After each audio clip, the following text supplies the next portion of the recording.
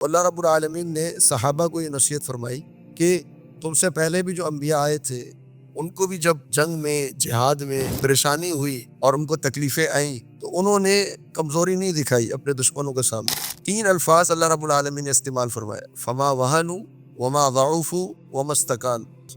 فما وہنوا، وہن کہتے ہیں دل کی کمزوری، انسان کے دل میں کمزوری آ جائے، دل کے خوف میں مبتلا ہو جائے تو یہ وہن ہے۔ وما ضعفوا، جسم کی کمزوری، جسمانی کمزوری، یعنی انسان تھک ہار کے بیٹھ جائے۔ وما استکانوا، یہ ہے دشمن کے سامنے شکست تسلیم کر لینا، یعنی بالکل سپر ڈال دینا اور یہ مان لینا کہ اب ہم دشمن سے جیت ہی نہیں سکتے۔ تو یہ تینوں کیفیات اللہ رب العالمین نے یہاں پر ذکر فرمائی کہ نہ تو ان کے دل کے اندر رعب آیا، نہ وہ جسمانی اعتبار سے کمزور پڑے، نہ ہی انہوں نے دشمن کے خلاف شکست تسلیم کی، بلکہ مسلسل کوشش کرتے رہے۔ اگر تکلیف پہنچی اللہ کے راستے میں، زخم آئے، لوگ شہید بھی کر دیے گئے، لیکن انہوں نے دشمن کے سامنے شکست تسلیم نہیں کی، اور دل کے اندر ان کے وہ بہادری اور جرت موجود رہی، ان کے دل میں خوف نہیں آیا۔